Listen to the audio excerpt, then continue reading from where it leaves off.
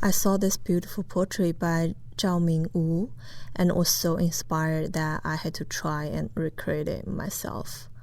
My goal was to apply what I've learned from watching his video, but right from the start, I made my first mistake. I didn't prepare at all. I was so eager to just jump in and do what he did, start to block in big shapes, but I skipped drawing any kind of foundation structure like using a Loomis or really method. I just started, and pretty quickly I paid the price for that. I realized the proportions for the nose and mouth were completely off, and I had to spend half of my total drawing time, a full hour out of 2, just trying to fix that initial mistake. I was stuck and constantly adjusting, erasing, and redrawing that area. It was very frustrating, and it took all my focus away from the rest of the portrait.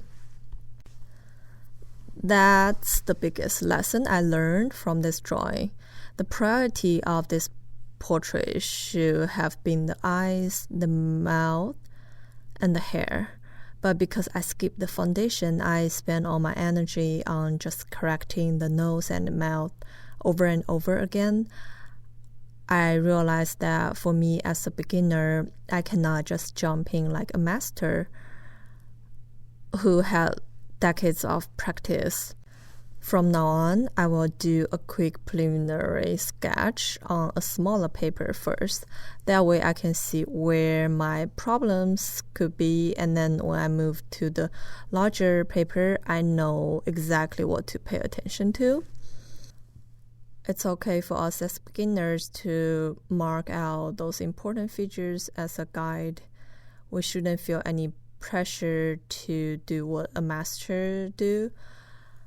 And in fact, taking the time to build a great foundation will actually save you so much time and frustration later on. I also made the eyes a little smaller than I wanted to.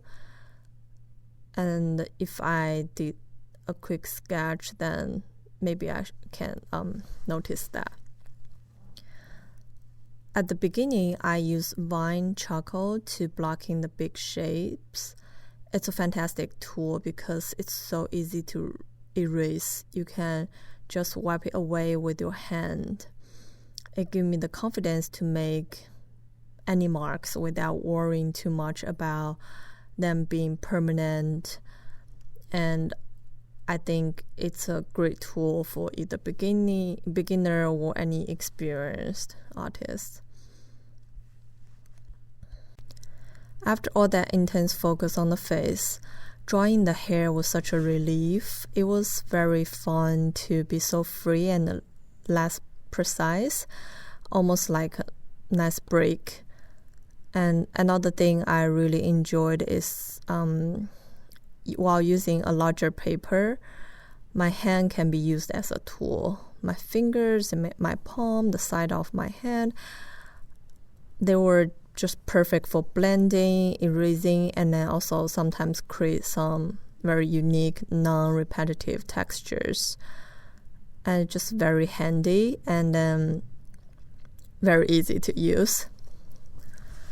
In the end, because all the adjustments, the portrait doesn't look exactly like the reference anymore, and that's okay, because my goal was never trying to copy a photo, but instead I want to try to make the portrait look harmonious on its own.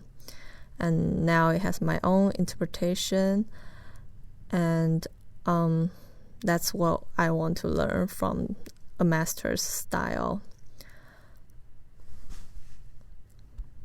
So despite the struggles, this drawing taught me so much.